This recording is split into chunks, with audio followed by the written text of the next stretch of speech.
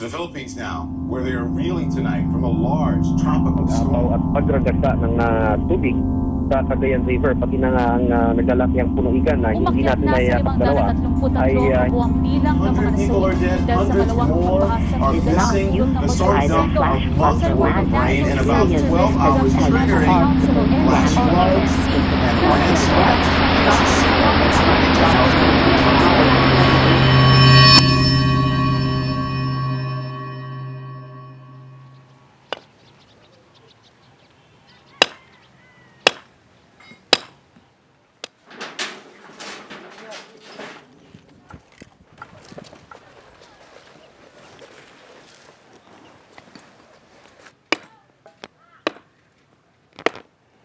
Ang tunga ani na gihimo ani nga murag yung bakyutanan para magbaha.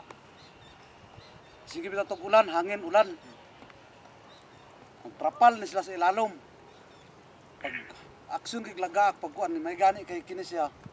Hing gawas hing tampo sa katong uyab sa iyang magulang. Lalaki hing tampo. Moto paglarga na diha nga balay ang nabilin, kinin na lang sila. Kato sila nga grupo. Moy nga luwas. Pero dito pa sa kanang primerong tulay sa rotunda, bulag na ni sila. Kaya masangko naman sa tubig ang tulay. Itulod ni siya si lalom. Itulod si lalom. Ano yung ko nga nagbalitok-balitok naman siya si lalom. Pagtunga ko nun niya kay na naman siya si babaw. Gakos na siya sa batang. Pero kung doon na yung pagkakuman ito, katulog siya kay ingon siya pagmata niya. Na ako nang doon katambok nga bayan ng iyong babang. Ano sinabot niya? Dito na sa kami ginapit. Siya kita siya dito. Barko. Tanan mo siguro gid wala nang expect. Kalit na nahitabo ito. 2009, ang tubig hinay kinisaka, kaya naka-flood yapon sa mukha. But then, hindi siya dapat i-compare sa karon. Wala to siya, mababa to siya na baha. December 17, a little after midnight. Sendong, Washi. More than 1,000 dead and hundreds missing. Some thought it was all going to be over.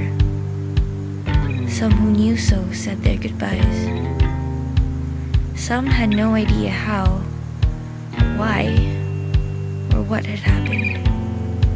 In the cold and dark, everyone thought that each new breath they took was going to be their last. But many fought for their lives, braving the wind, the water, the earth, while many others lost them. Sheena Pagdalunan was waiting the rain out with some friends when she received a text message from her father telling her to find a way to get home as fast as she could. Actually, hours before that or minutes before that, na ako sa DV. Kaya pa rin ako na, wow, grabe ka kusog ang hangin.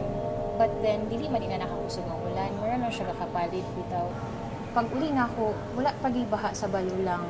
Kanang wala gid garin lang siya, nga nang usual lang bitaw.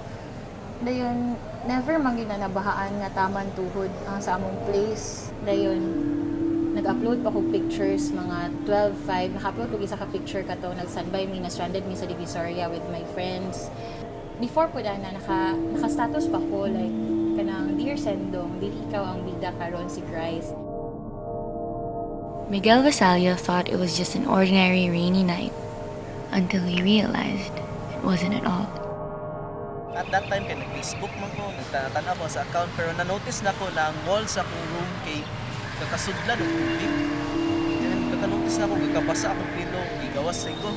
I-check din ako ang gawas.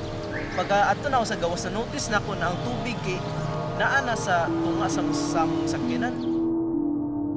The Bogsay River guide are used to seeing rapids and turbulent waters. But this time, it was like nothing they had ever seen before. 12:30, mugin ang among dugduman ng muna na taas. Water level. Una gid, nanagan yung bitik mo na. Sa in the height of kanang dagang ibang tawag sa mukha, may kabalo sa buhatan niya. Nakasuot ng big life vest, helmet. Yeah.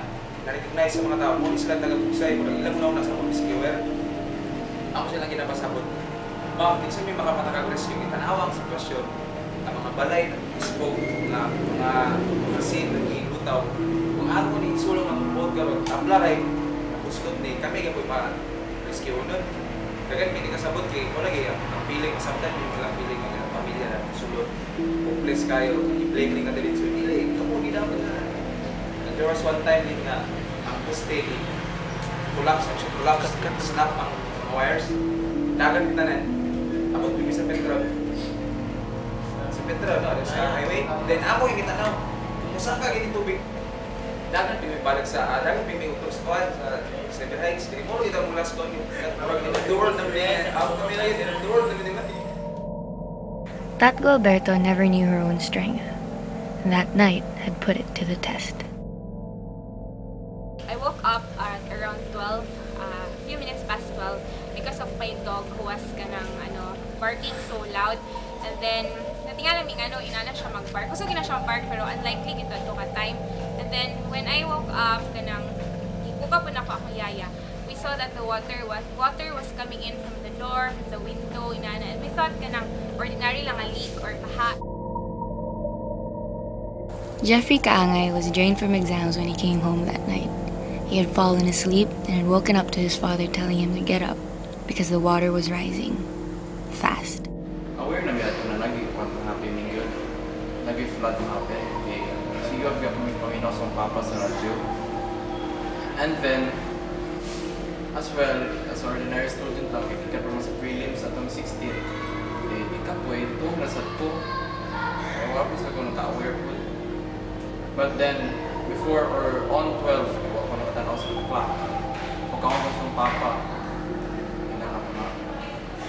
Ito na kaya ang tubig kasi ito na.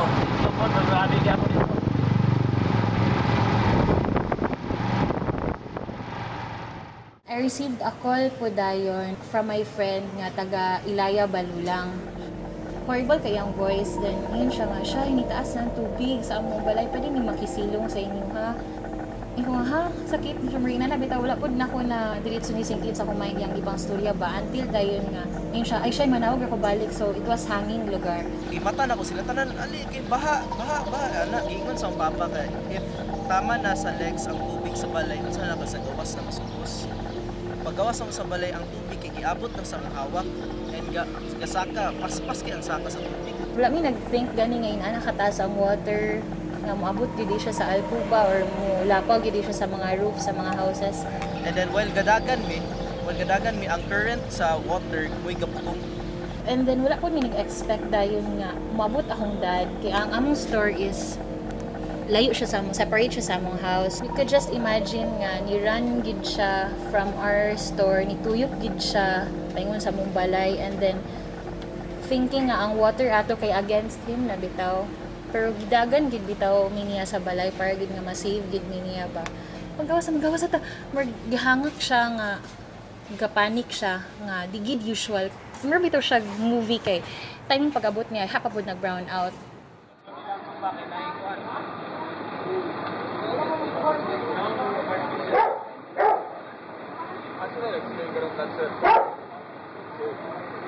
Dalo? Kanang di ba na may balay natin diya? Katong abay. But yun sa nila cut dito. Abay? Oh, katong abay ba?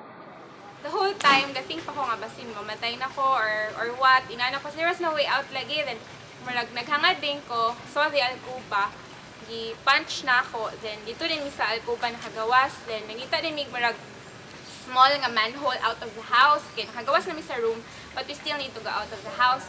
So we survived. Then, nahulog pag ko again sa room. Imbis na sa kanang sa alcuba, nahulog ko again sa room niya. Overhead ng water. So, ni-climb back na pud ko itong first na ako nga sumbag sa alcuba. Then, eventually, nakakita mig murag manhole out. Then, muto, nakagawas na din ko sa house. Wala namin sa santol nag-hold. Then, eventually, niagi mig barbed wire. Nisaka mi sa second floor din sa musilingan. Diha na din minarest.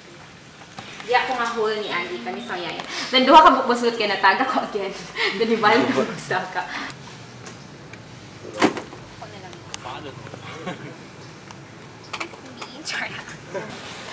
Dapat ni Abby at Toby. Kalimutan na lang ang barbed wire. Agirak ko rin, i-graph. Diyan na sa other na window. May isa nang kung guys nabilin pag tatangan siguro to siya konsensya na mo siya pagbalik na mo dito i-check na mo ang van balik na mo check ang suba una ng time namin wala siya iabot na siya peak kinatasan na ganyan wala tangan na mo wala dinero ginikuto i-obserbaran na mo mga around 20 minutes morong yung motor level wala na yung time na rescue Muna yung bodega, this is the street, Muna yung Acacia Street. Ang akong na-rescue is around the area lang dito. Okay, after, beyond sa mga balayan to, pusog na kayo current tubig, which is dili pang subak. Ang current na dito na niya overflow. So, assessment na mo as guys, we know things about the current where dili din may makaproceed ahead sa katong current na so muna ang rescue is ito lang sa vicinity sa among bodega. Isa ka nag-post sa among page, fan page sa Facebook. He said, na-mention niya around 25 of his family members in one house. Mga yung mention sa among page na na-rescue daw namin. More than 25 siguro, I'm sure.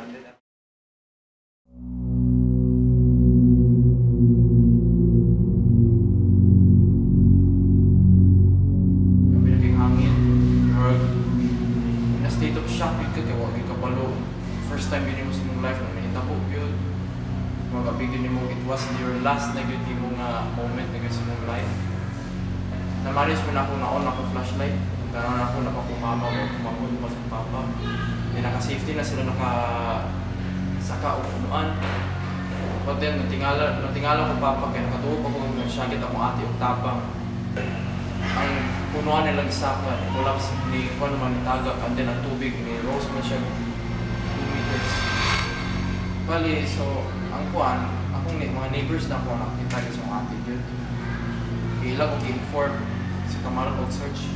Pagtanaw na ako na siya daan sa blanket na cover ko siya. Mabigyan akong hindi siya.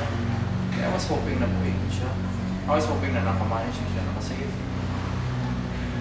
Gabi di kong hopes ko na matapos ko na po siya.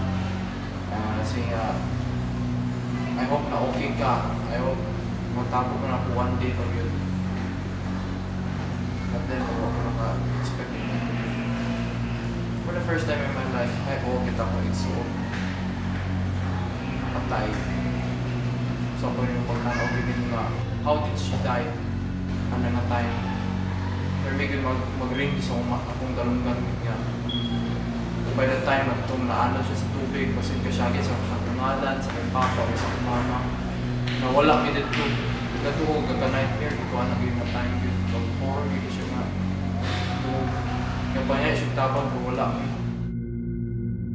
Paggawas ang sadalan, ang force sa gapugong masama ang force sa mutakas. Bali, ang lisod kay dagat, so ginatulod-tulod mi. Bali, or dili gyud pa pagawason sa tubig ba. Kasi sa una mo takas or sa dili gyud nga pugong. Thank God na nakalahos mi, nakasaka mi higher ground. Problema lang kay nay mga uban na wala pa nakalahos. Gatan-aw mi sa likod. Ana man ang papa ayaw nagtan-aw sa likod. Kay sakit man kay na una-una ka nay nabiyaan ng mga tao. Hoy, takoy! Okay na. Wala na mo balik.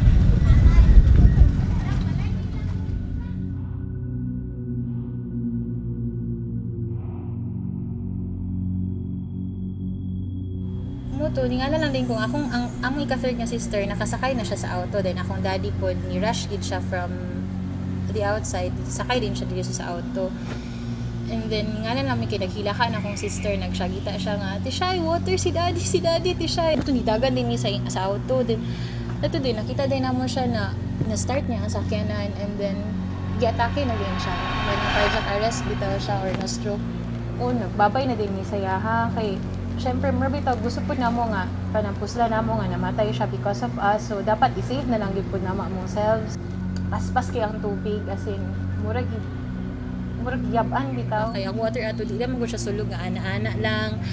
Kuan gid siya sa taas, ana-ana, pero sa ilalong kay gina-washing machine, gid mo niya ba. So, kato, nabuyan din ako manghod. Kato, sa ako na lang una is, Lord, tabang, Lord, anana, Lord, tabang. Murag gid akong ginahuna.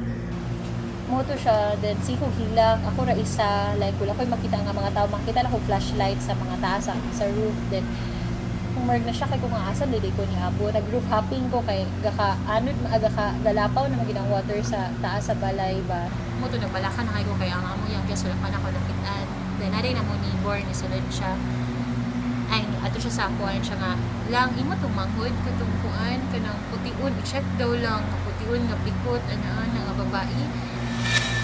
Kitaan din ako siya dito dayon sa kuan, mas layo kung miabtan kaysa sa yaha. Dito siya sa kanang gawa sa gate sa katunda ko nga balay sa terminal sa Balulang. Na siya dito, nakaigda siya sa grass, nga abay niya kanal. Then, abay pagin niya is katong mga barbed wires, yapon. Then, pagkakitan ako sa yaha, grabe akong hila kay kanang wala pa na ako nakita yung face, kita kay gitap ko ka naman siya, nakita na nako yung body siya gito kay kabalo jud ko unsa iyang skin bitaw, unsa iyang body structure siya gito, then nakahubo na magkon siya tanan. So kato nasakitan gid ko kay more bitaw whirlpool gid bitaw siguro siya kayo kay nganong hasta iyang underwear wala naman nga nasuot.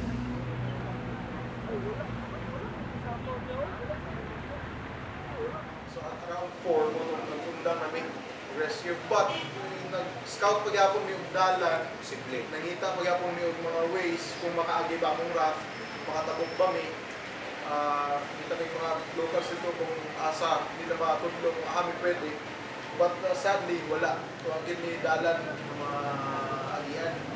So what we did is nag-instruct na lang mi, labi na rin sa nayon sa mga atong kung sa ilang ang ibuhaton. But more ito siya, at 4 a.m. we stopped. Dayon, nag-rest me, mga taman 6 a.m. Kaya para na naihayag. Dito na rin nahitabong retrieval na dayon. Kanto na ang start na lain na sa paminaw. Sa rescue mo kay maka-yung kami, makakatawa kami, maka-hatag kami sa mga words of encouragement na nga na sa retrieval na dito may lain na.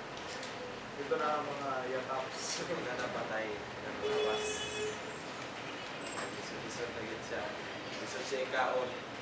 Kaya makita niyo mga naong sa patay. Ang i-priority, ang una, hindi mo talagang patay. Ang katos ang murag na sa trauma, bitaw nga murag kailangan pa sila i-comfort ba nga. Napas atog, nga sige panawag, nga na, bitaw na. Tuklo daw nila sa mga nga, unahon itong mapatay, ano ba? Kami po, unahon na itong mapatay. Diba? Nakay mga bulitin ko lang inalam sa mong tabang. Kung yan, sir, kung may bahala ng mga patay, kami bahala sa mga bulitin.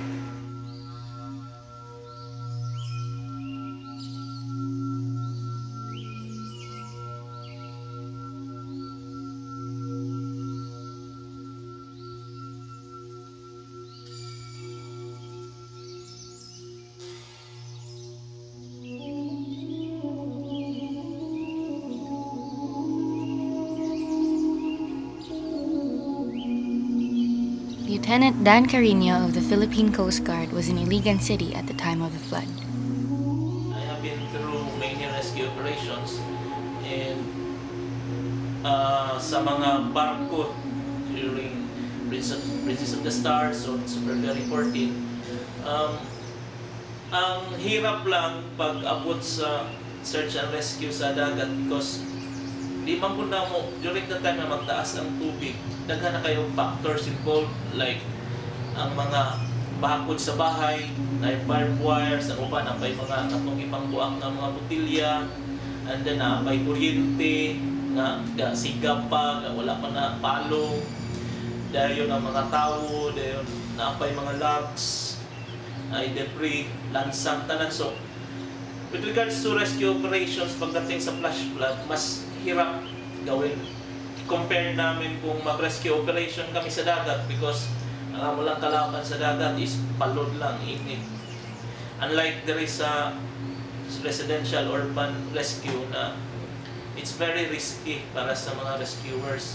And samot na itong sa Iligan nga kasama mga logs nga dagko pa, di mahalong ang tao. So, most likely kung we were helpless during that time, bisan pa o andam tanan, kung makarescue man gani during that time na kasagsagan sa bagyo, most likely manisgrasya po ng mga rescuer. So we were able to rescue mga 66 survivors dito sa Iligan Bay. Sa Iligan is the reported casualty was only 200 and missing was 400. Unlike din sa Cagayan na thousands ang namatay.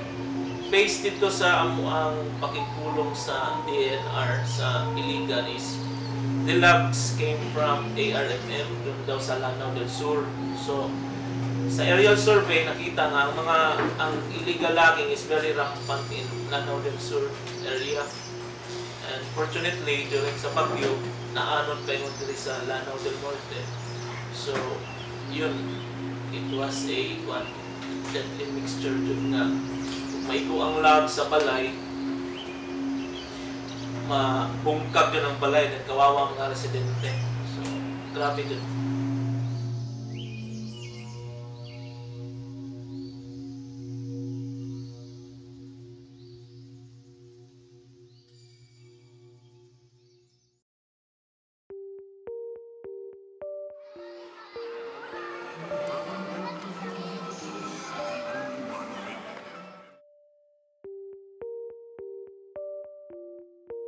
My name is Issei Tanaka. I go to Keio University in Tokyo, Japan. And I'm a first-year university studying law and political science. And I have a kind of a strange background. I was born in Japan. I lived there for about 8-9 years. And then I moved to South Korea for about 6 years. And then I moved to United States and I went to high school in New York for 4 years. And I started my university, but there's been a lot of natural disasters going on around the world, so I decided to sneak out from university. I'm right here. In 2011, the first place I went was Indonesia because they had some volcanic eruption that led a lot of houses covered with ash. So I was basically cleaning their houses. And while I was volunteering in Indonesia, tsunami happened in Japan. So immediately after, 2 days after it happened, I went back to Japan. I was a volunteer in tsunami devastated areas in Fukushima. And I've been doing that for quite a long time. And then next up was flood in Thailand, which happened about 2 months ago. And I went there immediately after it, and then I was a volunteer, just like here. I was sorting the things, I was bringing the things to each victims. This time I find out about this flood and typhoon in the Philippines just because my Filipino friend told me about it. I never saw anything about it on TV or newspaper. They do not report anything about this. And I was quite shocked because, you know, tsunami in Japan or the flood in Thailand, they talked about it for a few months. But this one, maybe they talked about it on BBC or CNN just for once or twice. So I thought I gotta make some achievement to, you know, tell the people around the world. So I wanted to contact Japanese mass media, but without myself actually experiencing it. Maybe I'm not a good reference for them to interview. So I decided, why not come here? I'm not sponsored by anyone. Well, actually, Japanese are always ready for it because we have earthquake every other days and we know the big one's coming soon. We're always aware of it. But I think here maybe people are not much prepared for it. So it seems like the situation has not much recovered even after 2 weeks. The school is starting. School is starting and they'll be kicked out of here. But they don't know where they're going. A lot of them, they really don't know. They're not being told. Some of the kids, the survivors I talked to, they really touched me. How they told me stories of how they lost their mother, father, sister, brother. But she was like still smiling, laughing. And what I could do, I couldn't say it's okay because it's not okay, obviously. So the best I could do was to, you know, entertain them, you know, dance, make funny faces, run around with them. That's the best I could do.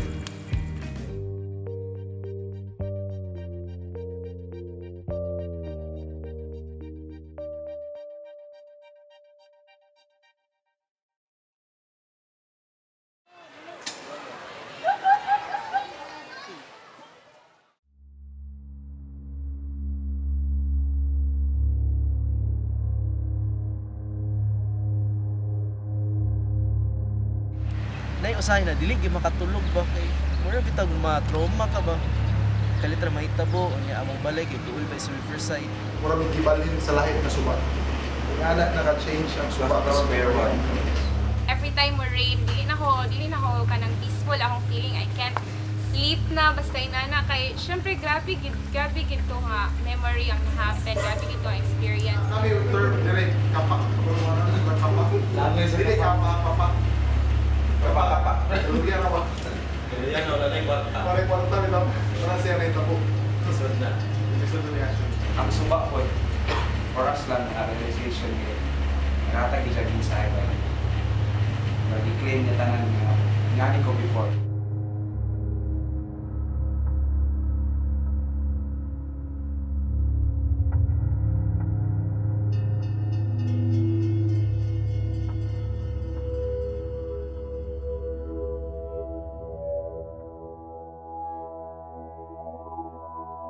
Some were the only ones who left.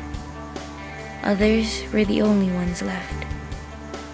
Some have nothing left but themselves. But we are human. We are Filipino. We pick ourselves up, find reasons to smile, and begin again. The end is where we start from after all. Today, the scars are still fresh, healing, but ever so slowly. Progress is being made in the same pace. The sight of mud is revolting, and the sound of rain is terrifying, but the ones who have lived are fighting another battle. A battle to regain whatever it is they had before everything was swept away. A battle to rise up against the backwash. It made me feel thankful every day sa atong Ginoo nga hindi ako napasama doon, and kung napasama man ako doon, at least ako yung nag-rescue at hindi ako yung na-rescue. Siguro ako lang na-realize kay dili gid uncertain gid ang time gid sa isa ka tawo bitaw kay that night baya before that kay happy bigid kay sila. I think this experience have changed my life in a way that it made me appreciate life more, made me see that life is not a curse, it's a blessing. And then being alive now gives me a deeper purpose. I feel like really I don't exist just for myself. I exist now to help others, to do meaningful things. I have this philosophy called global citizen. So personally, I think passport is just something you use at the airport for immigration and whatever. And like, I didn't choose to be Japanese, and you didn't choose to be Filipino, or anyone. They didn't choose to be. So when something happened, I don't really care which country they're from, what religion they have, what political views they have, or what ethnicities they are, because, you know, we're the same people.